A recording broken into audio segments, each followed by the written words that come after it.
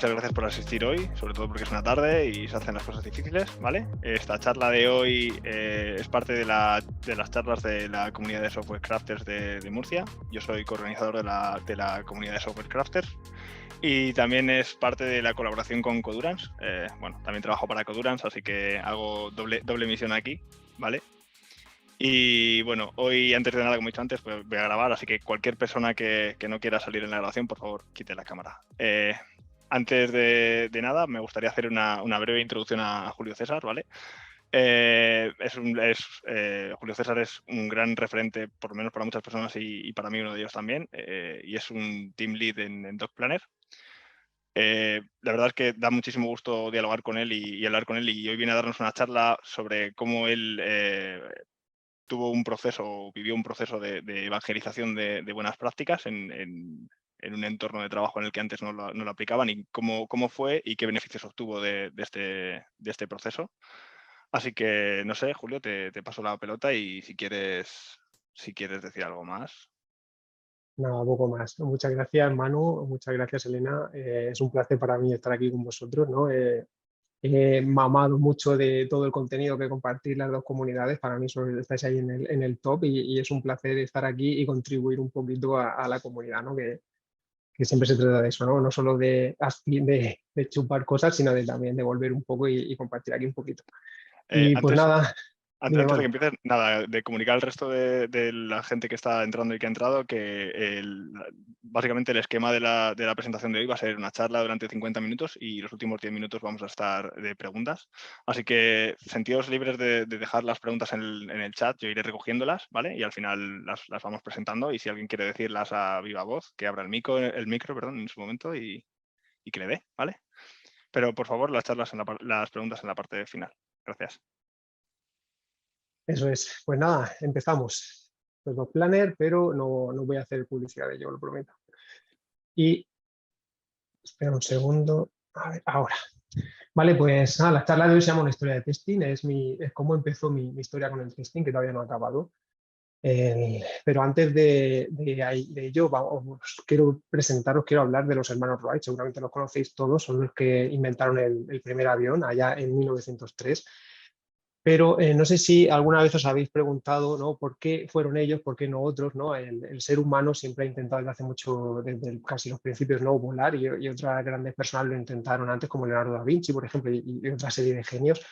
Y con los hermanos Wright también tenían varios rivales, ¿no? Y al final fueron ellos los que lo consiguieron, ¿no? ¿Y por qué lo consiguieron ellos? ¿No? Si sabéis un poco de su vida, ellos pues, bueno, eran dos hermanos y trabajaban en un taller de bicicletas, no eran ingenieros, no habían ido a la universidad, simplemente arreglaban bicicletas y pues estudiando y con su arte, ¿no? Y su talento consiguieron inventar este primer avión, pero no solo por ello, ¿no? Hubo un punto clave para que ellos consiguieran inventar el primer avión. ¿Qué le pasaba a todos los demás competidores y las otras personas que lo habían intentado? Pues que normalmente fracasaban cuando creaban su prototipo, pero cuando se ponían a intentar volar, fallaban, ese primer intento fallaba o un segundo intento fallaba y ya lo dejaban, porque cuando fallaban tenía un coste terrible, ¿no? El prototipo se rompía en mil pedazos e incluso podía haber pues, daños físicos, ¿no? O incluso muchos de ellos murieron intentándolo, ¿no?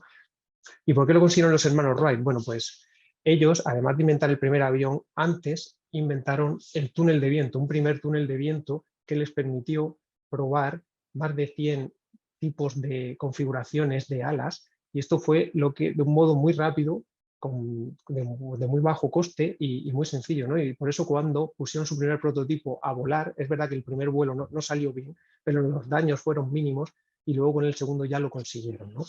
Y esta clave de usar el testing fue clave para ellos, ¿no? El testing al final marcó la diferencia con ellos y con los demás. Este modo de conseguir probar rápido, probar con muy bajo coste y probar de forma muy sencilla antes de lanzarse a lo que sería, ¿no? Y la producción, ¿no? Que es lo que llamamos nosotros.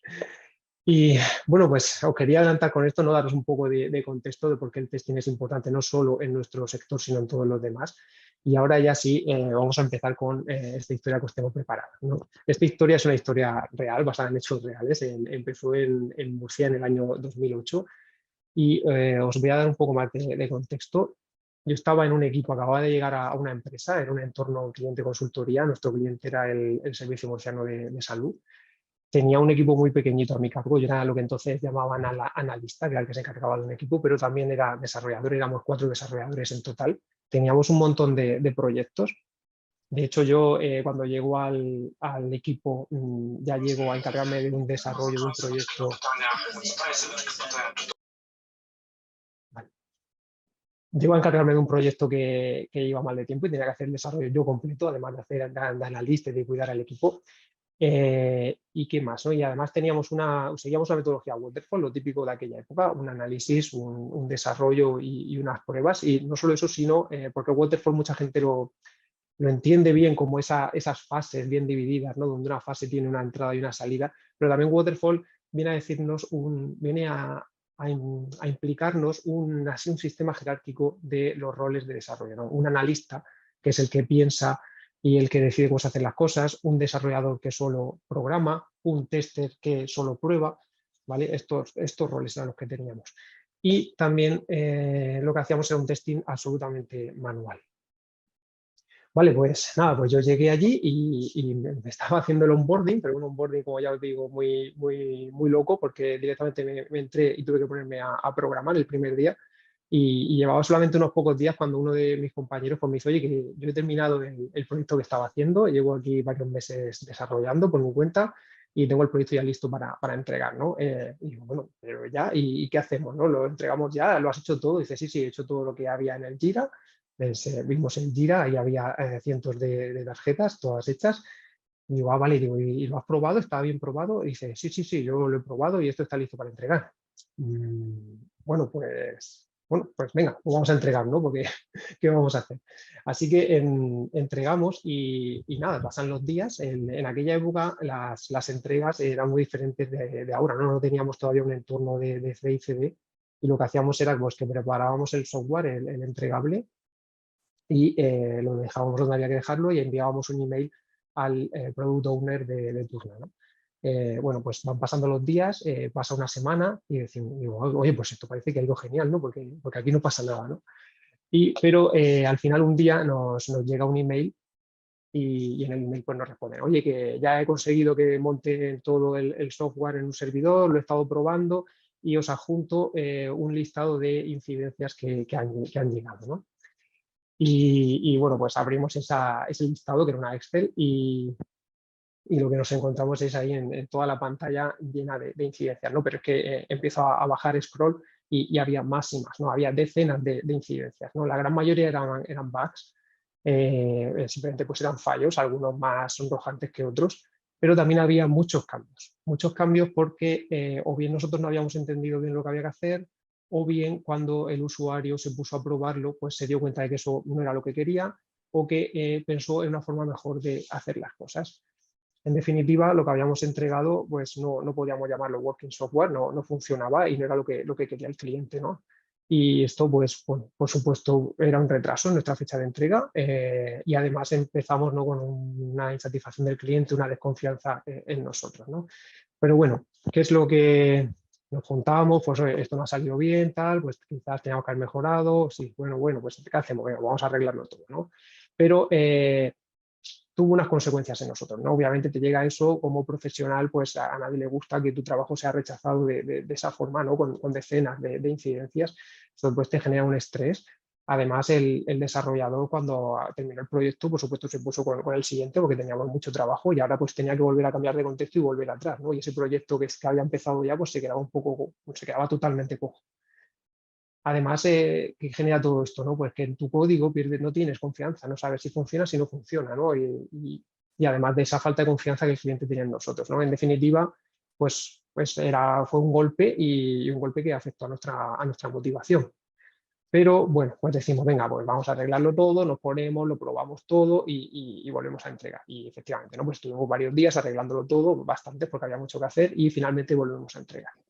Volvemos a entregar y ¿qué diréis que pasó? ¿No? Pues lo que pasó fue que días después nos volvió a llegar un email y nos volvió a llegar otra Excel y nos volvieron a llegar decenas de incidencias, ¿no? De nuevo un montón de bugs y de nuevo más cambios que querían hacer. Y pues nada, ¿no? Otra vez el mismo golpe moral, las mismas consecuencias, pero no nos quedaba otra que volver a arreglarlo, que intentar conseguir ese software que satisfaciera al cliente. Y así entramos en un ciclo, porque esa no fue la última vez que tuvimos que volver a entregar, sino que todavía pasaron varias más, cada vez con menos incidencias, sí, pero pasaron varias, ¿no? Y al final entras en un ciclo, ¿no? Como aquí en la imagen Sísifo, ¿no? Que todos los días se despertaba y tenía que subir esa enorme piedra por el monte Olimpo hasta llegar al final, ¿no? Hasta llegar arriba del todo. Y lo que le ocurría a Sísifo era que cuando dormía, a la mañana siguiente volvía a estar debajo de la montaña con la piedra esperándole y tener que subir, ¿no? Ese ciclo de dolor, ¿no? De que entregas, fallas, tienes que corregir, vuelves a entregar, vuelve a fallar. Ese ciclo lo estuvimos sufriendo durante un tiempo, ¿no? Y por supuesto esto pues, provocó muchos retrasos, mucho estrés, muchos cambios de contexto y mucha desmotivación. Además, esto pues, pasó en otros proyectos, ¿no? Yo ya llevaba más de un mes con ellos y vi que era una tónica regular lo que estaba pasando. No era el único proyecto ese donde estaba pasando eso. Lo normal era entregar y que el software no fuera directamente a producción, sino que entrara en ese ciclo del dolor. Bueno, pues nos juntamos todos el equipo, ¿no? Decido que nos juntemos y que hablemos de esto, ¿no? Que hagamos una retrospectiva. En aquel entonces, pues bueno, era el 2008, no teníamos dinámicas para hacer retrospectivas ni nada, nos juntamos ahí en una mesa y nos pusimos a hablar, ¿no? Nos pusimos a hablar de qué es lo que estaba pasando. Lo que estaba pasando era claro. Todas nuestras entregas estaban fallando de algún modo, teníamos muchos bugs y teníamos a un cliente que nos pedía muchos cambios sobre lo que estábamos entregando.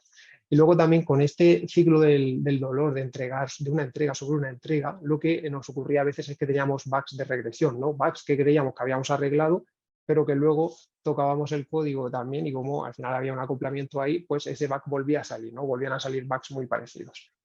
Esto estaba teniendo unas consecuencias claras sobre el equipo, ¿no? Además de esos retrasos y de esa insatisfacción del cliente, teníamos una desconfianza en nuestro código, ¿no? Y como profesional queda muy mal eso de que te pregunten, pero esto funciona y que tú digas sí y que luego no te puedes sentir un buen profesional cuando no tienes esa confianza en tu código. Además, los cambios de contexto es algo muy estresante para todos nosotros y al final todo esto provoca una situación de desmotivación y de no estar a gusto trabajando, ¿no? Y con todo esto dijimos, vale, esta parte nos la sabemos, ¿no? Uno lo hemos visto, otro lo estamos sufriendo, pero ¿por qué creemos que está ocurriendo todo esto? ¿No? Vamos a intentar ir un poco más allá, vamos a pensar en qué causas pueden estar ocurriendo aquí para intentar arreglar las cosas. Vale, pues una de las causas que identificamos fue esta metodología Waterfall que nos hacía tener unos entregables muy grandes. Además, unos entregables donde nos venía un análisis ya hecho y entonces teníamos que, muchas veces lo que nos pasaba era que nos pedían cambios sobre lo que nos habían pedido hacer, ¿no? Y no era culpa nuestra. Pero nosotros lo asumíamos así, ¿no? Decíamos, bueno, esto no es culpa nuestra, pero en realidad nuestro objetivo como profesionales es crear un software que aporte valor al cliente, ¿no? Y no importa si el cliente te ha dicho hace un mes que lo quería rojo y ahora lo quiere azul, ¿no? Un poco forma parte de nuestra responsabilidad tener esa colaboración, esa comunicación con él y ser capaces de detectar que no lo quiere rojo, que lo quiere azul. Entonces, esos pasos grandes nos estaban provocando esto. Teníamos también un feedback muy tardío, nos llegaban feedback cada semana, o sea, perdón, nos llegaba el feedback meses después de decidir lo que íbamos a hacer y esto también provocaba que el software que hacíamos no fuera el software que realmente quería el cliente. Y el tema de los bugs, pues nos dimos cuenta que no teníamos ningún test automatizado y cuando teníamos que probar todo, teníamos que probarlo de forma manual. Eso hacía que, claro, pues no lo probabas todo, obviamente, ¿no? Probabas los happy paths, lo más común o lo que se te ocurría en ese momento, ¿no? Tampoco teníamos un guión de pruebas extenso de las pruebas que hacer, ¿no? Pero ya además, como teníamos todo el estrés de esos retrasos que llevábamos, lo que queríamos era entregar lo antes posible, ¿no? Habíamos entrado en un círculo vicioso. Bien, pues con esta retrospectiva hecha decimos, vale, ¿y ahora qué, no? ¿Qué hacemos, no? ¿Qué se nos ocurre? Bueno, pues decidimos empezar un nuevo camino desde ahí y basándonos en tres puntos clave, ¿no? Uno, el primero era que teníamos que ser capaces de hacer working software, ¿no? De hacer un software que funcionara, por supuesto, y que además que lo usaran nuestros usuarios y que les aportara valor, que no fuera un software que funcionaba pero que no les aportaba valor, no. Working software son las dos cosas, un software que funciona y un software que aporta valor a los usuarios. También queríamos cambiar el modo de trabajar de Waterfall con estos entregables enormes y entrar más en una dinámica de un desarrollo iterativo incremental, ¿no? Queríamos definir unos pasos más pequeños, más acotados, tener un feedback antes e ir poco a poco. y también queríamos quitarnos los bugs, que teníamos muy claro que eso estaba siendo un dolor enorme. Y para ello decidimos probar. Yo los había usado un poco en mi anterior trabajo, los test, pero tampoco ninguno era experto y la mayoría del equipo ni siquiera los conocía. Pero decidimos probar este camino. Y diréis, pues oye, pues esto es Agile, ¿no? Y no has dicho nada. Pues no, no he dicho nada de Agile, porque realmente en ningún momento salió la palabra Agile. Yo había leído cosas de Scrum, ya había leído cosas de prácticas técnicas, pero simplemente queríamos trabajar mejor. No entramos en si esto es Agile o no es Agile. ¿Vale? Y entonces, bueno, pues sobre estos puntos comentaros también, ¿no? Cómo desarrollamos Working Software, ¿no? Porque es muy fácil decirlo y he dicho que sí, que íbamos a hacer desarrollo iterativo incremental y que íbamos a hacer testing, pero con eso solo no se hace Working Software, ¿no? Necesitábamos muchas más técnicas y es verdad que nos centramos en el testing, pero poco a poco fuimos añadiendo otras prácticas, otras buenas prácticas, tanto técnicas como no técnicas, si bien, bueno, pues ahí tenéis, ¿no? Lo que para mí quizás es ese saco de grandes prácticas técnicas que hay que adoptar poco a poco, ¿no? Pero empezamos pues con Clean Code, empezamos a hacer esos small steps o small releases, por supuesto refactoring. Una cosa que nos vino muy bien fue la definición de hecho, ¿no? Hasta entonces tú decías, pero esto está hecho, sí, está hecho. Bueno, pues a eso no estaba hecho, ¿no? Faltaba desde programar, a probarlo, a documentar, a un montón de cosas, ¿no? Definimos una buena definición de hecho, valga la redundancia. Empezamos también a hacer per programming, que nos vino muy bien que no solo una persona estuviera en un proyecto, sino que fuéramos un equipo de verdad y que colaboráramos entre nosotros. Nos sentimos todos un poco que en el equipo ese whole team, ¿no? Que todos tenemos que hacer un poco de todo, que teníamos también que colaborar mucho más con el cliente para entender lo que quería hacer. Sentimos los proyectos todos nuestros y no unos proyectos eran de una persona y otros eran de otra. Y así poco a poco, ¿no? Esto no fue de la noche a la mañana, fue muy poco a poco y a lo largo de años, ¿no? Y una frase que me gusta mucho de aquí es que ¿no? Agile sin prácticas técnicas es lo mismo de siempre, pero con POSIT, ¿no? Y para mí las prácticas técnicas son clave, ¿no? Son muy necesarias para realmente funcionar bien y cambiar las cosas. ¿Y por qué destino automatizado? ¿No? Pues lo he comentado antes. Queríamos parar esta sangría de bugs que teníamos. Queríamos ganar confianza en nuestro código. Y más allá de eso, queríamos fomentar una cultura nueva, ¿no? Yo quería que cambiara un poco la cultura que había en el equipo, ¿no? Había una cultura un poco que suele ocurrir a veces en estos entornos de cliente con consultoría, donde es como prácticamente ves al cliente como un enemigo, ¿no? Y enseguida le estás echando la culpa de un montón de cosas que pasan en el proyecto. Y queríamos cambiar eso y que fuera una cultura de más responsabilidad, de más colaboración y también una cultura de una excelencia técnica, ¿no? Que estuviéramos orgullosos de nuestro código y de nuestro trabajo. Y como otro punto también que te aportan los test es que te dan una documentación verdadera, ¿no? Cuando tienes un montón de proyectos, a veces pierdes el foco. Cuando tienes que tocar el proyecto de otra persona que tú no dominas, pues te viene muy bien tener esos test, que son una documentación que puedes ejecutar y puedes ver de verdad si funciona o no, ¿no? Y de verdad puedes saber lo que se espera que haga el software. ¿Y qué más? ¿No? Pues lo más importante es que el testing automatizado es clave para construir working software y para el desarrollo iterativo incremental, ¿no? ¿Por qué? Working software, evidente, ¿no? Necesitas que funcione, necesitas que no haya bugs. Pero cuando entras en este desarrollo iterativo incremental, si tú estás haciendo versiones muy pequeñas y haces una versión y haces otra y haces otra, todos sabemos que el código está acoplado más o menos entre sí, ¿no? Y si tú estás tocando para hacer una funcionalidad, es posible que estés tocando código que afecta a otra funcionalidad. Y entonces, cuando tienes que probar, debes probarlo todo. Pero si no tenemos un modo, como le pasaba a los hermanos Wright, si no tenemos un modo de probar rápido, sencillo y de bajo coste, ¿vale? En muy poco tiempo, pues al final las pruebas o no las haces o no haces las suficientes, ¿no? Y lo que ocurre entonces son bugs, son errores que te llevan a ese ciclo donde estábamos y donde no queríamos volver. Y diréis, pues bueno, pues así de fácil, ¿no? Pues no, no. Os lo he pintado muy bien, como que esto es muy fácil, decidir lo que haces, las prácticas que quieres hacer y qué ponerte y ya está, pero no, de eso nada. De eso nada, ¿no? Empezaron a haber una serie de problemas. El primero, evidente, ¿no? Los desarrolladores del equipo no sabían hacer test. Vale, bueno, pues esto es como todo, ¿no? Nadie sabe hacer de todo y siempre estamos aprendiendo y aprendiendo cosas nuevas, ¿no? Pues los test lo mismo. Igual que aprendemos un lenguaje, una tecnología, un framework, una arquitectura, lo que sea, pues se puede aprender a programar test. Por supuesto que bueno, pues hubo que aprender el framework de testing, en nuestro caso fue JUnit, que estábamos con Java. Hubo que aprender qué tipos de test se pueden hacer y qué no. Hubo que aprender qué es un buen test, que es muy importante y hablaremos de ello luego. Y hubo que aprender mocking, ¿no? Ya sabemos, a veces para probar las cosas pues necesitas simular que partes del sistema o partes del sistema pues se comportan de una manera determinada que tú necesitas para el caso de test que quieres probar. Vale, pues aprendemos a hacer test. ¿Qué más?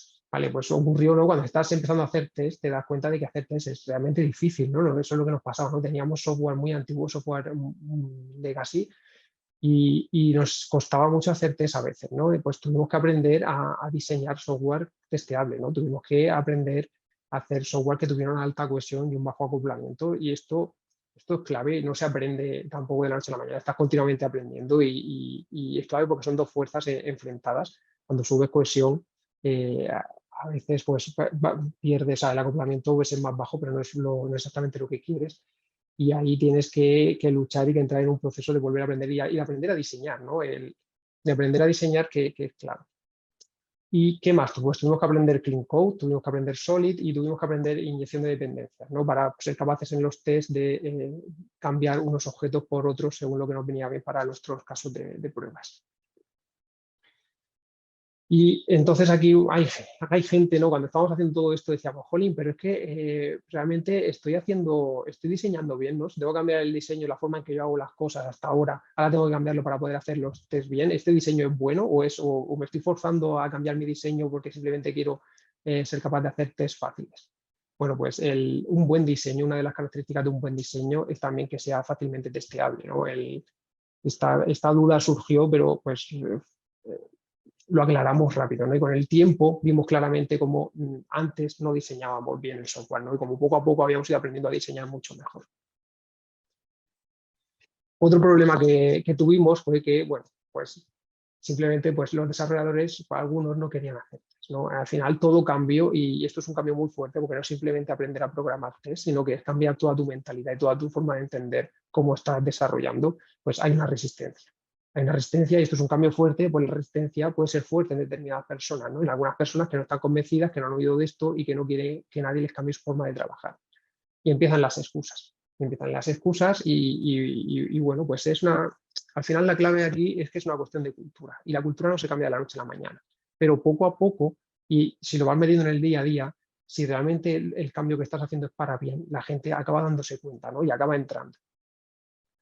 Y en esta cuestión de cultura había que incidir mucho, ¿no? En que nuestra responsabilidad como desarrolladores pues, era hacer working software, teníamos que ser responsables y como profesionales es clave tener una disciplina, ¿no?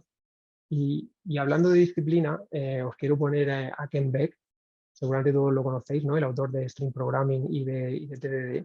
Y esta cita suya que me encanta, ¿no? Él dice, yo no soy un gran programador, solo soy un buen programador con grandes hábitos, ¿no?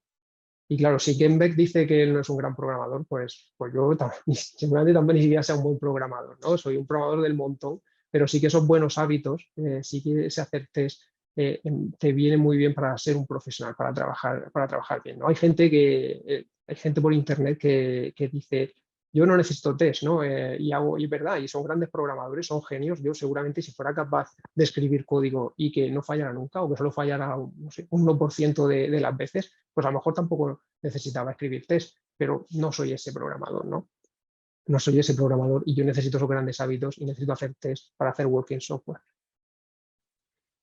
Pero más problemas, ¿vale? No solo eso. Una de las excusas típicas que habréis oído y a lo mejor incluso alguno de vosotros la ha dicho alguna vez es que voy a ir más lento, ¿no? Es que si tengo que hacer test, tengo que hacer más código, tengo que programar más y voy a ir más lento. Bueno, aquí lo primero que yo diría es que entendemos por velocidad en el desarrollo de software, ¿no? Velocidad es programar muy rápido, es terminar una clase muy rápido, es darle a que la tarjeta en Jira ya está terminada y la muevo de columna. Eso es velocidad. Para mí eso no es velocidad, ¿no? Para mí la velocidad es que realmente consigues que el software esté funcionando y lo esté usando los usuarios. Si los usuarios no usan el software, tú todavía no has terminado. Y entonces, si tenemos en cuenta todo este camino, y no solamente la parte de programar, sino que tenemos en cuenta esta parte mucho más ancha, pues nos daremos cuenta de que no vas a ir más lento. Pero es que ni siquiera, ¿vale? Es que una vez que de verdad aprendes a programar test, si tú te centras en la parte de programación, probar tienes que probar, ¿no? Y entonces, pues probar con test es mucho más rápido que probar a mano y tener que debuguear a mano, ¿no? Cuando tienes que probar a mano, tienes que cargar la base de datos, un estado inicial, no solo de la base de datos, sino igual de otros servicios y tenerlo todo preparado para poder hacer el caso de prueba, ¿no? Y, por supuesto, cuando falla es debuguear. Y si ha fallado, tienes que volver a repetir todo lo anterior, empezar a debuguear, ver por qué falla y tal, ¿no? Y eso es muchísimo más lento que programar test. Tampoco que el proyecto esté funcionando una serie de días y semanas, el tiempo es mucho más lento. Además, ¿por qué no? O sea, los test aportan también otra cosa, y es que cuando has cometido un error, lo vas a detectar antes. Ya no lo vas a detectar al final cuando has entregado y lo está probando el usuario o alguien de QA. Lo vas a detectar tú en el momento de programar, cuando tienes el código súper fresco en la cabeza y cuando arreglarlo es una cuestión de minutos, segundos o de un ratito, ¿no? Pero en ese momento ya lo dejas arreglado. ¿Vale? Me imagino que todos habréis visto esa gráfica del coste de detectar un test. Conforme va pasando el tiempo, el coste es mucho mayor. Y también lo que me permite es entrar en un modo de unos ciclos rápidos de feedback, ¿no? Cuando estás programando, ¿no? Cuando estás programando es genial ver cómo vas programando, ejecutas test, está en verde, sigues programando, sigue en verde, vale, se pone rojo, pero lo arreglas, tal, ¿no? Entras en un modo mucho más, ¿no? Con mucho más flow, ¿no? Un flujo de programación mucho más efectivo, ¿no? Y tienes esos pasos pequeñitos que te van ayudando a ir cerrando cosas poco a poco. Y que las cosas, cuando los pasos son pequeños, lo bueno de que los pasos sean pequeños ya no es solo que vas a tener feedback antes, ¿no? Sino que son más sencillos y es más sencillo de atacar el problema y de programar. En fin, ¿no? Al final yo lo que digo es que esto de que voy a ir más lento es un mito, ¿no? Y hay que tener mucho cuidado con esa excusa.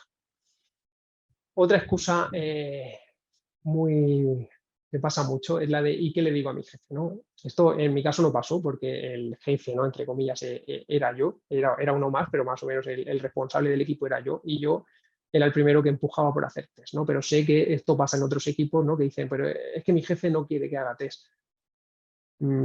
Sinceramente yo como profesional, yo no tengo que pedirle permiso a mi jefe para hacer bien mi trabajo. No tiene sentido, ¿no? Y lo que os digo, nuestro jefe no es la persona adecuada para decidir, seguro, muchas veces, ¿no? No es la persona, no es la persona adecuada para decidir si haces eso o no, para decirte a ti exactamente cómo tienes que hacer tu trabajo, ¿no? Y tu jefe lo que quiere son resultados. Quiere que ese proyecto salga bien, que el cliente esté contento, que pague y para adelante, ¿no? Y que no haya problemas durante el desarrollo. Y, y para mí esto es un tema que entra, que es una excusa que muchas veces, si está pasando de verdad, quizás no sea el trabajo de ese sitio donde queréis trabajar. Y si es simplemente una excusa que estás poniendo, pues es muy mala, ¿no? Pero sí, para esa gente que quiere todavía convencer a su jefe, ¿no? Y quiere intentarlo, pues os he puesto ahí un report, ¿no? Un paper, perdón, de un estudio sobre cómo aplicando unit testing puedes detectar más del 77% de bugs, ¿no? Os dejo ahí el email, luego están las transparencias y os lo podéis bajar, porque eso es un estudio de los pocos estudios que he visto de testing realmente con una buena metodología y que están bien seguidos. Más problemas, ¿no? El otro problema que nos surgió es qué debía probar con testing, ¿no? Ya sabemos hacer test, pero ¿qué probamos, no? Porque no podemos probar el 100%, directamente es imposible, pero el 100% y el 99% y tal, ¿no? Y al final tienes que decidir qué pruebo y qué no pruebo. Bueno, pues es una cuestión de decidir, ¿no? De decidir qué pruebas, pero en base a balancear la confianza que vas a ganar haciendo un test contra el coste que te va a costar hacer ese test. ¿Vale? Entonces, lo que necesitas es tener clara tu estrategia de testing. Y tu estrategia de testing depende mucho del contexto. ¿Vale? Hasta hace tiempo, ¿no? Se decía, hay que seguir la pirámide de test, ¿no? Esto no tiene por qué ser así. La pirámide de test, ¿qué nos dice? ¿No? Nos dice que si ponemos en una figura, ¿no? En dos índices, el tiempo que tarda en ejecutarse un test y lo que cuesta, porque lo que nos conviene es hacer un montón de unit tests, otros pocos más, otros pocos menos test de lo que sería un servicio o de integración y luego muchos menos test end-to-end. Bueno, esto normalmente suele ser es una buena estrategia, ha funcionado mucho, yo la uso muchísimo, pero no tiene por qué ser así siempre, ¿vale? Hay otras estrategias como puede ser pues, el cono o el helado, hay otras, todo depende mucho de vuestro contexto, de lo que os cuesta a vosotros hacer un unit test versus un integration test versus un end-to-end test. Todo depende de eso y además también hay que hacer un poco de todo, ¿no? Para ganar esa confianza. Y diréis, bueno, pues tampoco es tan difícil, ¿no? Al final lo que tengo que hacer es tener un 100% de cobertura, un 90% de cobertura, un 80% de cobertura. No os baséis en la cobertura, ahora hablamos de ello. Pero, y también tener en cuenta que no hay que, o sea, como no se puede testear todo al 100%, no tenéis que hacer test para el 100% del código, y el testing manual y el testing exploratorio sigue siendo una herramienta súper valiosa. Hay cosas que, sinceramente, sale mucho mejor probarlas manualmente, ¿vale? Por lo que sea. Seguro que todos tenéis un ejemplo en la cabeza. Y no hay que sustituir todo el testing por testing automatizado. Sí que una gran parte, quizás la mayoría, pero ojo también, porque sobre todo en parte de frontend o cuando depende de servicios externos, pues el testing manual te puede venir muy bien, ¿no? Y por supuesto luego la aplicación pues hay que verla, hay que tocarla y hay que ver que funciona. Entonces, hablábamos de la cobertura, ¿no? Cuidado con la cobertura, ¿por qué? La cobertura pues solo mide el tanto por ciento de código por el que pasan nuestros tests, pero no nos está diciendo que ese código funcione o no. Y entonces hay que tener mucho cuidado y porque es muy contraproducente usarla como KPI, ¿no? En muchos sitios te dicen, tienes que tener mínimo 80% de cobertura, 85% me lo invento. Y entonces, ¿qué puede provocar eso? ¿No? Si tú no sabes hacer test y tú para entregar tienes que llegar a un 80% de cobertura, tú vas a llegar a un 80% de cobertura, como sea, pero vas a llegar. Si tienes que hacer test que no comprueban nada, lo harás. Si tienes que hacer un montón de test, llenar el código de esos test frágiles, lo vas a hacer porque tienes que cumplirle y punto, ¿no? Entonces, la cobertura es mucho mejor usarla como una herramienta para cuando estás programando un único test o, bueno, una suite pequeña de test para tener claro, para confirmar que tus tests están pasando por ese código por el que quieres que pase, ¿no? Y realmente estar mirando en los informes de cobertura si pasa o no pasa por ahí.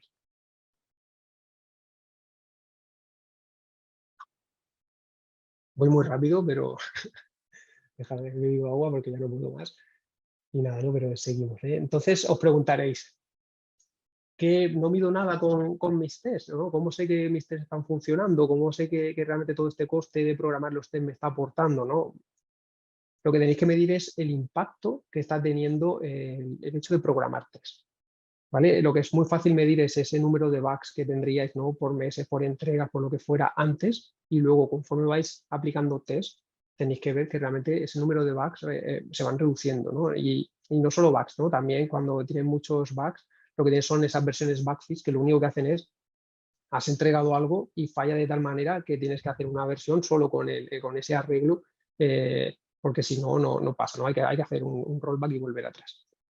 Pues estas dos métricas sí que son muy útiles, sí que es fácil seguirlas, sí que es fácil hacerles una tendencia y ver realmente si tu modo de programar test está funcionando o no, porque como toda herramienta podrías estar usándola mal y podría estar viniendo peor. Vale, y otro problema, ¿no? Otro problema es que los tests se rompen, ¿no? Vale, ya hemos aprendido a hacer test, hemos aprendido a hacer software testeable, hemos visto dónde hacer test y dónde no, ¿no? Cómo medir esa confianza y ese coste, ¿no? Y ahí tengo una suite de test con una cobertura X, no me importa, pero sé que funciona y creo en esto, ¿no? Pero ahora lo que me está pasando, y a nosotros nos pasó muchísimo, es que los test se rompían. Los test o se rompían solos, entre comillas, porque nunca se rompen solos, o se rompían al refactorizar, ¿no? Y son dos problemas muy diferentes.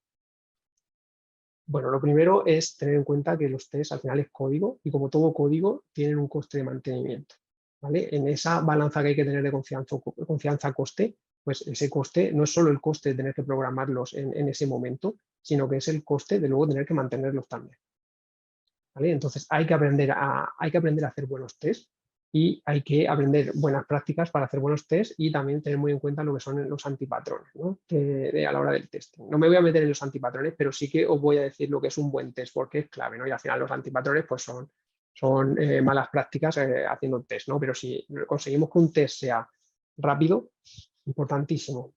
Los tests hay que estar ejecutándolos cuantas más veces mejor y para eso tienen que ser rápidos. Y si estamos esperando para hacer una release, pues no puede ser que tengamos que esperar una hora, media hora o 2 horas a que terminen de ejecutarse todos los tests. Y también para nuestro flujo como programador, ¿no? Y sobre todo si hago TDD. Necesito que los tests se ejecuten lo más rápido posible. Tienen que ser confiables, ¿vale? Una cosa es que se rompan, pero todavía es peor, ¿no? Cuando un test se ha roto es malo, pero cuando un test se ha roto, pero lo vuelves a ejecutar y entonces sí pasa, eso todavía es peor, ¿no? ¿No?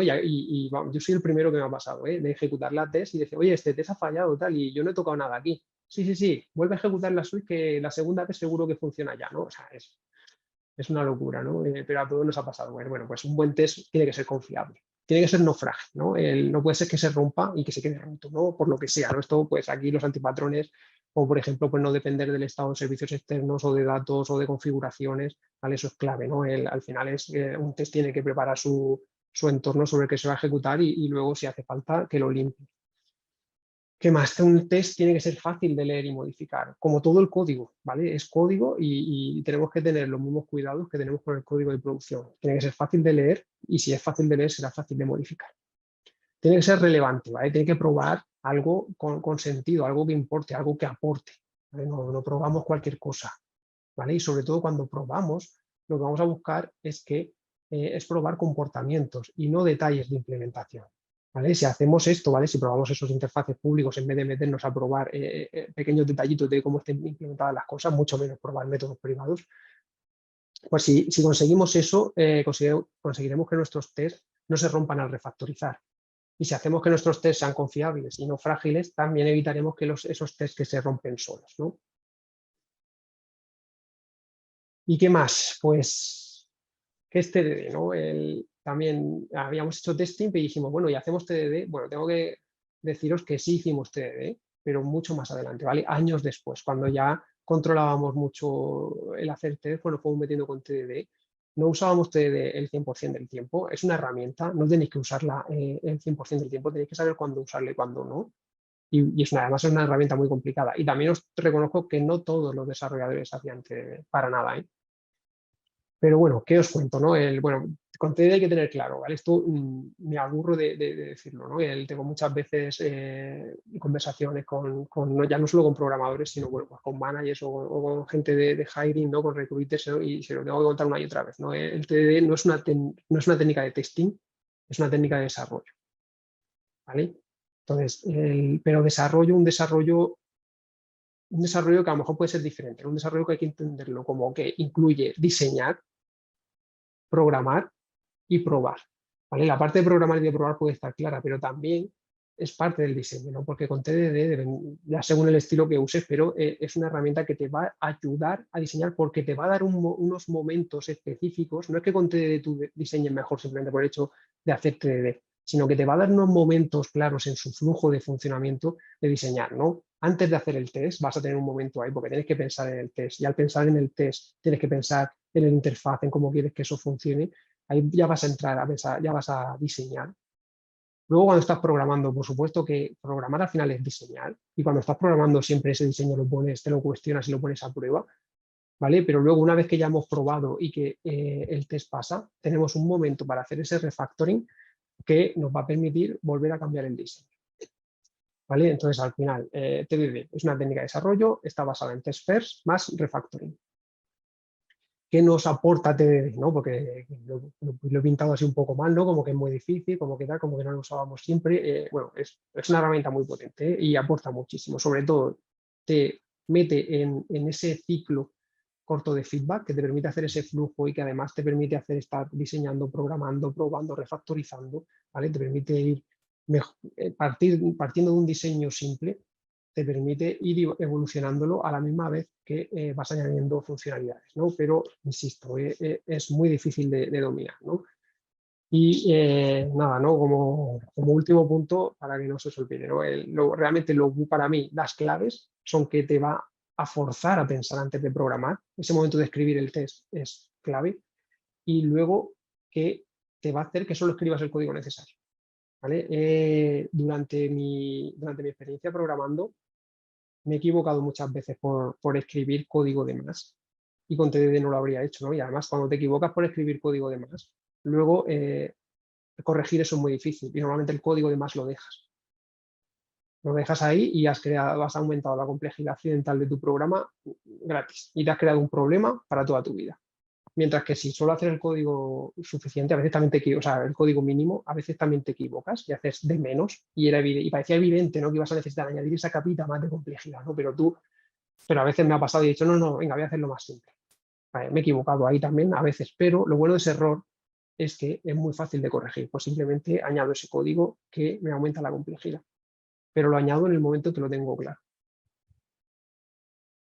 Y bueno, pues con todas estas formas de funcionar nuevas, con todos estos problemas, pero al final nos dimos cuenta de que empezando a programar test nos permitió cambiarlo todo, nos permitió hacer un cambio increíble en nuestro modo de funcionar, ¿no? Conforme tuvieron que pasar meses y ya con los años lo vimos súper evidente, ¿no? Llegamos en ese estado en el que cuando ya has aprendido a programar con test dices, es que yo no sabría programar sin test ya, y es que yo no quiero ir a un proyecto, a un equipo donde no usen test. Pues ahí llegamos, ¿no? Y conseguimos hacer esa meta que era hacer working software, pues lo conseguimos, ¿no? Y con los siguientes beneficios, ¿no? Por un lado teníamos esta detección temprana de errores.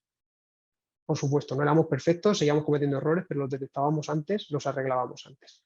Conseguimos una confianza en nuestro código, no del 100%, pero teníamos una gran confianza en nuestro código y eso era clave, ¿no? Para seguir funcionando. Conseguimos simplemente éramos mejores diseñando, simplemente teníamos mayor productividad. Nosotros estábamos en un cliente que tenía un montón de otros proveedores que les hacían otros proyectos y siempre nos lo decía, ¿no? Cuando tenía un proyecto difícil nos lo daba a nosotros. Nos decía, no, este proyecto es difícil, pero voy a confiar en vosotros y además hay que tenerlo rápido, confío en vosotros en que vais a llegar.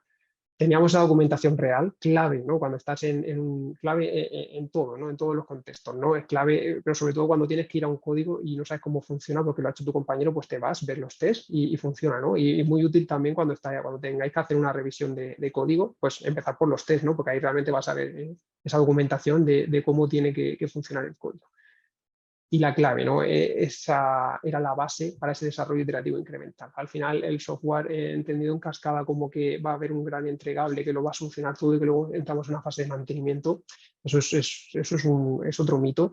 El software está en esa continua fase de mantenimiento o simplemente esa continua fase de evolución y lo que necesitas es poder volver a probarlo todo de forma con un coste mínimo y de forma rápida, ¿no? y automatizada. Y en definitiva, lo que conseguimos fue un equipo que era mucho más feliz, ¿no? Estábamos muy orgullosos de trabajar en ese equipo, teníamos un índice de rotación muy bajo, mucho menor que la media, y nos lo pasamos muy bien haciendo aplicaciones para el cliente. Bueno, pues diréis, ahora sí, ¿no? Diréis, pues así, ¿no? Pues, y así de fácil, ¿no? Esto que me has contado. Aplico testing y ya está, ¿no? Pues no. Este es Dijkstra, el otro genio, no sé si lo conoceréis, es el padre de la programación estructurada y otro montón de cosas, ¿no? Del algoritmo que corre en vuestro router, bueno, de un montón de cosas, ¿no? Tiene una, bueno, y también de testing, ¿no? Y tiene una cita muy famosa que es que el testing puede probar la presencia de errores, pero no su ausencia. ¿Vale? Esto es así. Tú, por muchos, es lo que hemos dicho antes, ¿no? Tú no puedes probar el 100% de tu programa, por muchos test que hagas, nunca vas a estar seguro de que no hay errores. Sin embargo, sí que si un test falla, pues sí que sabes que ahí tienes un error. Entonces el testing no lo arregla todo, ¿no? Además, puede probar que has desarrollado el software correctamente, pero no que has desarrollado el software correcto. ¿Vale? Me explico. O sea, puede probar que eso, lo que tú has construido, está bien construido y funciona, pero no prueba que lo que has construido sea lo que tenías que construir, ¿no? Sea ese software que realmente resuelve los problemas del cliente, que le aporta valor y que es lo que necesita, ¿no?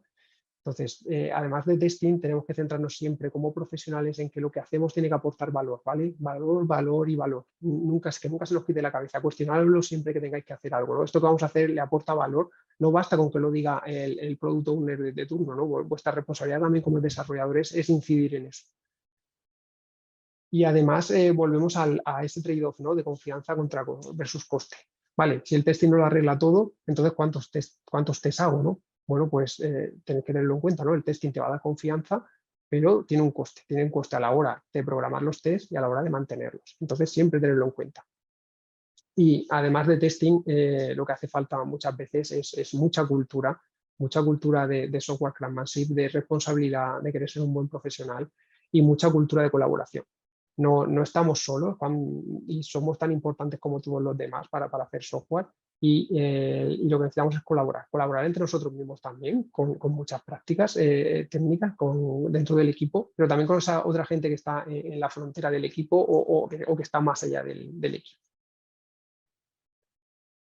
Y en definitiva, pues el testing no es una bala de plata y entonces pues no lo toméis como tal, ¿vale? Yo hablo con mucha fuerza, ¿no? Y estoy diciendo aquí que el testing es genial, pero en serio es una herramienta más, hay que usarlo, sí, aporta mucho, sí, pero no es la bala de plata que os va a solucionar todos vuestros problemas. Pero eso sí, va a marcar la diferencia. Entre usar testing y no usarlo, entre usar bien el testing y no usarlo, va a marcar la diferencia en vuestra forma de desarrollar.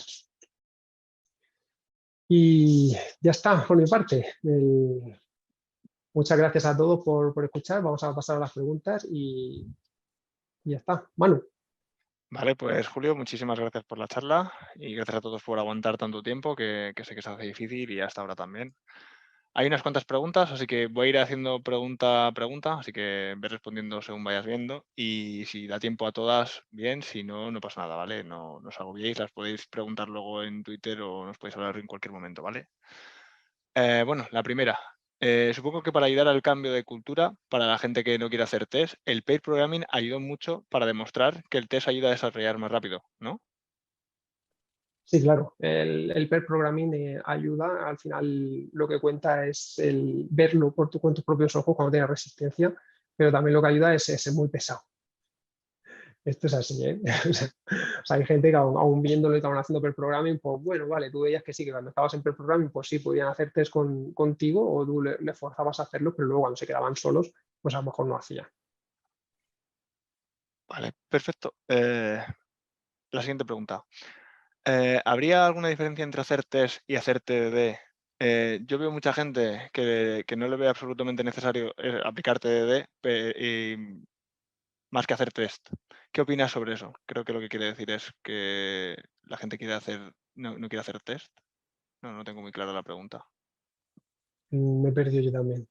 Vale. Creo que lo que quiere decir es que hay gente que no quiere hacer ni test ni TDD y no ve la diferencia entre hacer test ni TDD. O sea, ¿cuál sería la diferencia entre ambos? ¿Qué opinas sobre eso? Bueno, hacer test es una parte de hacer TDD, ¿no? TDD al final es hacer test antes. Tú puedes hacer test y los haces después y es una herramienta perfectamente válida y que funciona bien, ¿vale? TDD no es solo hacer test y además tampoco es solo hacer TDDs antes. No es solo que hagas el test antes y ya está, ¿no? Es entrar en ese ciclo, ¿no? Ese verde, rojo, naranja, ¿no? Que hago un test que falla, hago el código justo para que funcione y ahora con refactoring lo modifico, ¿no? Y lo amplío. Reformulo. Creo Vale. que lo que quiere decir realmente, según aclara, es que no quiere hacer TDD, pero sí que hacen test. ¿Qué opinas de esa Vale, gente, de ese tipo de bueno, desarrolladores? es perfectamente válido, ¿vale? Hacer TDD, perdón, es muy difícil y lo primero es aprender a hacer test. Entonces, si primero estás aprendiendo a hacer test, vale, no tengo ningún problema. Sé que yo he sido uno de esos, ¿eh? Y realmente a mí me costaba, yo llevaba ya 2 años e incluso fui a dar un curso de testing para otro cliente, ¿no? Y yo di TDD y yo decía, pues esto de hacer los test antes, pues yo no sé, ¿no? Pues si lo queréis probar y tal, bien, pero yo no lo hago, ¿no? Y era verdad, ¿eh? Y yo tardé mucho en darme cuenta, pero cuando empecé dije, bueno, venga, pues voy a probarlo, y poco a poco. Y luego va viendo su valor. Va viendo su valor, pero tampoco hay que hacerlo al 100%. Entonces, si conocéis gente que no quiere hacer TDD, pues que no haga TDD. No es una herramienta y no es para nada necesario hacerlo. Pero sí que yo diría, o sea, nunca digas, es que esto no quiero hacerlo, no, pruébalo, ¿no? Y ponte con alguien que sepa hacer TDD y mira cómo él lo hace y ya está, ¿no? Y si lo has probado, le has dedicado un esfuerzo y realmente dices, mira, pues esto no es para mí, pues totalmente válido.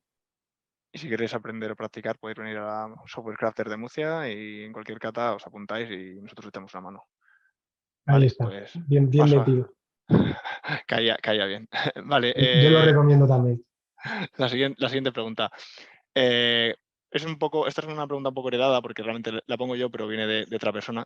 ¿Por qué la gente que habla de buenas prácticas parece que habla siempre como repitiendo el mismo mantra? ¿Cuál? El de hacer buenas prácticas, el de hacer TDD, hacer pair programming, o sea, ¿por qué tenemos ese mantra? ¿Por qué lo repetimos tanto? Esa es la pregunta. Bueno, yo no sé los demás, ¿no? Yo lo repito porque sé que funciona, porque a mí me cambió la forma de entender nuestra profesión y os aseguro que funciona, ¿no? Y vamos a... Al final siempre hay una resistencia, ¿no? Mira, o sea, yo soy muy viejo y cuando yo empecé la gente no usaba sistemas de control de versiones. Y era increíble ir y decirles, no, es que vamos a usar CVS, ¿no? ¿Para qué? Si aquí estamos muy a gusto con nuestra carpeta compartida y pasándonos el código en zip. O sea, no necesito eso, ¿no? Y qué pesado la gente, ¿no? Con que usamos CVS. Al final, si son buenas prácticas, porque la gente las usa, lo que pasa es que hay que saber usarlas. Y los que somos pesados, pues sí, pues puede ser que sea un mantra, pero lo decimos por algo. Vale, pues muchas gracias. Pasamos a la siguiente. Has comentado que hacer test es difícil y estoy de acuerdo con ello, pero hacer test sin saber diseñar buenos casos de pruebas es hacer malos test. Entiendo que de ahí está la dificultad de hacer test, saber diseñar bien. Esa es la pregunta. Bueno, son dos cosas distintas, ¿eh? Una cosa es cómo tú diseñes tu software y otra cosa es decidir qué es lo que tienes que probar.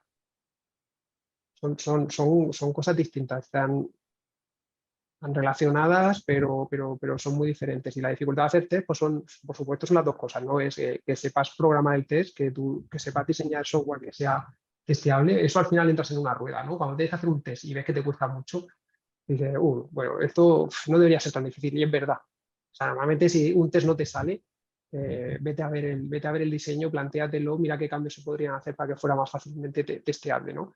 Y otra cosa es decidir los casos de prueba, ¿eh? Y eso es una ciencia también aparte, ¿eh? No, hay que saber, y es clave es clave en la parte de TDD que hablábamos antes, ¿no? Decidir qué test haces. Claro, cuando no tienes ni siquiera nada, decidir qué test haces, eso es difícil, ¿eh? Pero es un ejercicio mental que merece mucho la pena y que os va a ayudar mucho. Vale, saltamos a la siguiente. De todas formas, Julio, si necesitas apoyarte en mí en Te cualquier escucho muy pregunta. bajito, Manu. Uy, perdón, ¿me veis bien todos los demás o solo soy...? Vale, no sé, Yo qué bien. raro. Vale, pues no sé, Julio, ¿puede ser que tengas Oye, problemas de sonido? te pongo al máximo. Vale, pues decía que si te quieres apoyar en mí para responder cualquier pregunta, que te apoyes, o sea, no te preocupes. La siguiente pregunta, el desarrollo de frontend o de APIs, que son de CRUD básicos, veo que los tests que suelen hacer los desarrolladores son más orientados a verificar si los objetos, servicios o componentes se han creado, sin tener demasiada lógica para hacer tests unitarios. ¿Qué aconsejas en esos casos?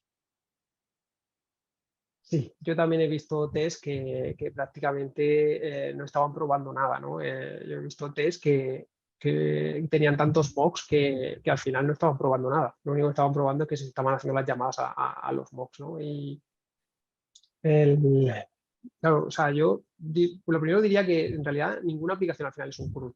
Es verdad que siempre hay un CRUD dentro de una aplicación, pero ninguna es solo un CRUD.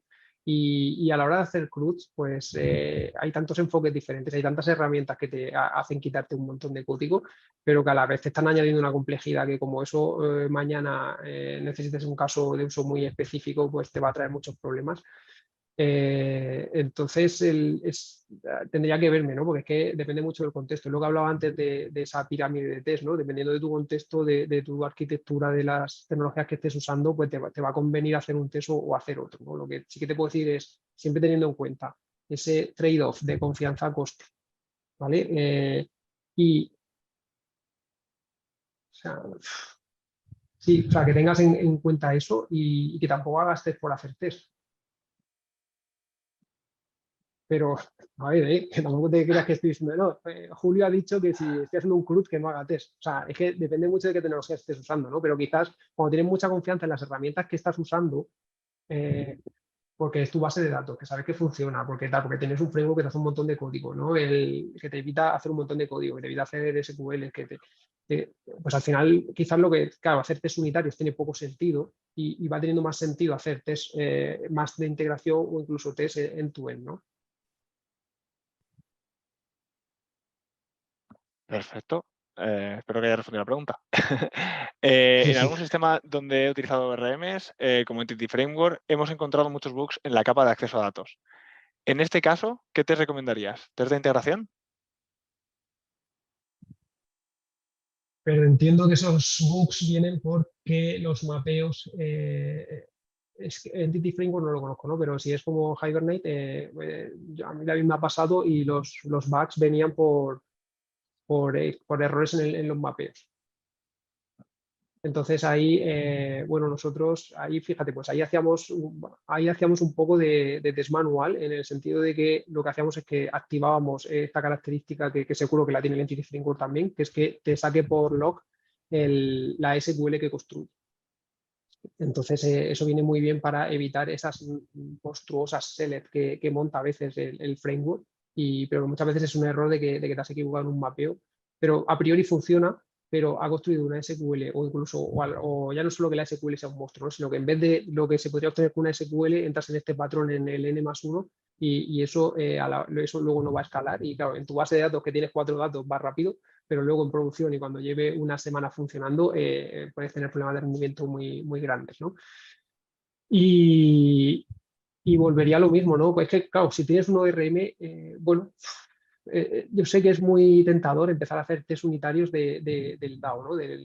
Simplemente del objeto DAO y lanzarle, ¿vale? Pero esos test suelen, salvo que tengas muchas dudas y estés empezando, no conozcas muy bien cómo funciona el framework, ¿vale? Al final los test te ayudan a desarrollar, no son una herramienta. Entonces, si tú los necesitas porque no estás seguro del objeto dado que estás construyendo o de esos mapeos que estás haciendo, pues úsalos. Que también digo una cosa, que no pasa nada muchas veces porque haces test de más y luego a lo largo del tiempo dices, jolín, pues estos test ya no aportan nada, ¿no? Pues coges y lo borras. No, de nuevo, ¿no? Los test son código y como todo código, puede llegar un momento en que lo que mejor te convenga es borrarlo. Perfecto. Vale, dos preguntas más y saltamos a dos preguntas verbales que había que te dirán por voz. Vale, ¿has tenido la oportunidad de trabajar con BDD y cuál ha sido tu experiencia? He tenido la oportunidad de trabajar con algo que han llamado BDD. ¿Vale? BDD ha dado bastantes vueltas y hay gente que lo entiende de forma muy diferente. Hay gente que simplemente son test que tienen un tipo de formato o de sintaxis diferente o específico. Eh, o también puede ser, o realmente no, porque en un BDD no, teóricamente lo que te aporta, o sea, BDD al final es un TDD bien hecho. Es un TDD que está orientado a comportamientos y no a detalles de implementación y son unos test que se sacan o se obtienen hablando con negocio, ¿no? Con el usuario. Bueno, idealmente hubo algún momento donde se incidía mucho en ello, en que incluso se construyeron frameworks para ello, en que iban a ser los usuarios los que iban a escribir los test, ¿no? Esto, claro.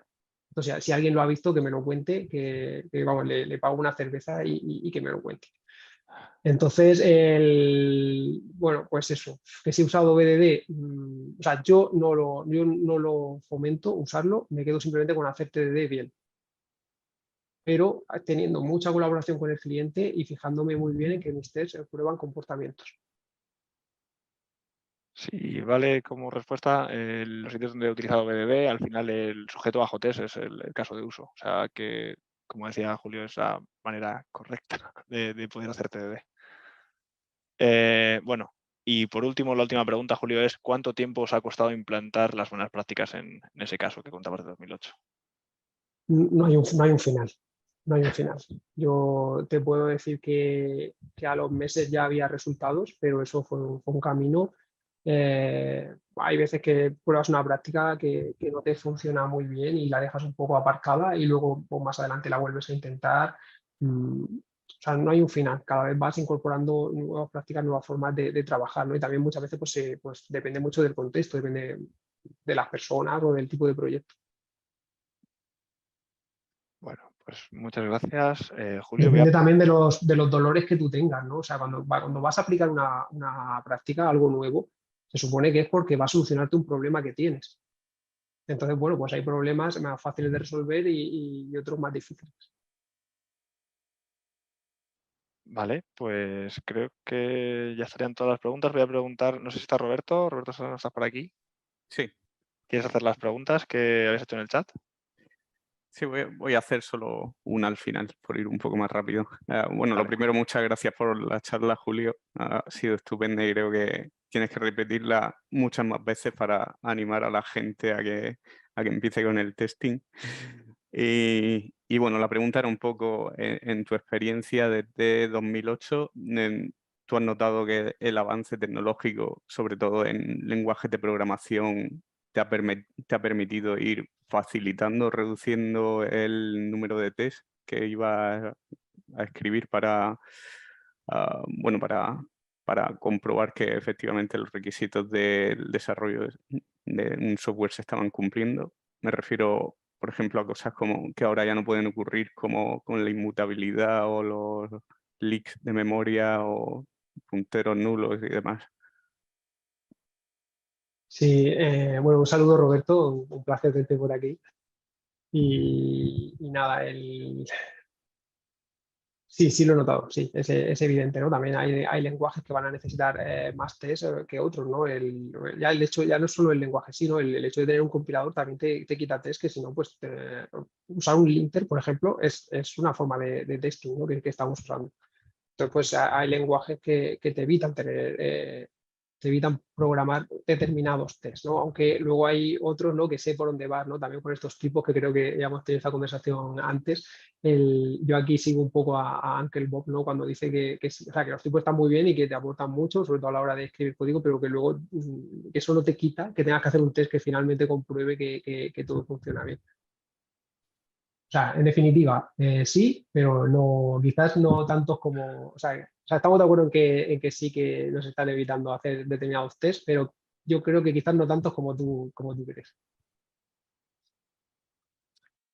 Vale. ¿Te has respondido la pregunta, Roberto? Bien. Sí, gracias. Ok, perfecto.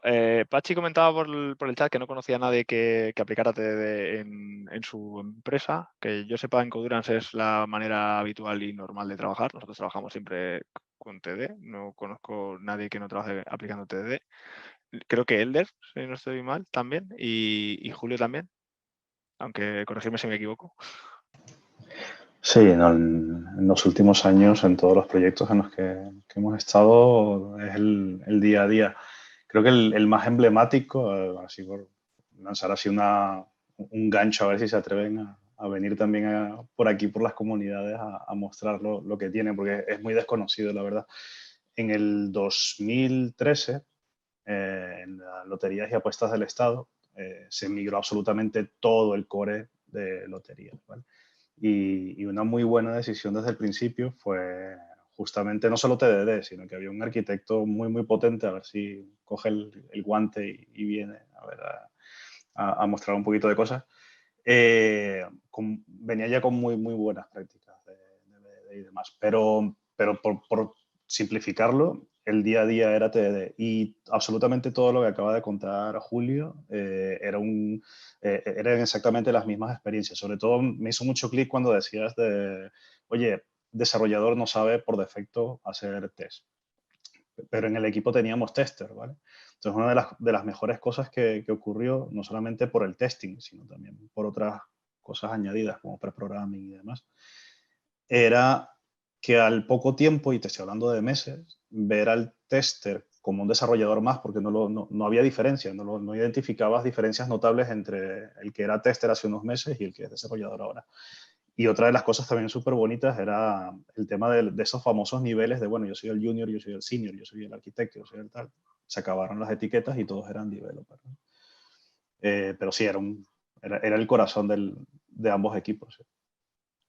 Yo no he tenido tanta suerte, ¿eh? Sí que en el día a día he visto a gente que lo usa, pero no podría decir que es una práctica que use el 100% de la empresa, ¿no? Y no ya digo, tampoco me parece mal. Es una herramienta, es buenísima, pero forzar a la gente a usarla si no lo domina, pues puede traer más problemas que beneficios en determinados casos, ¿no? En otros pues, puede funcionar bien, sin duda.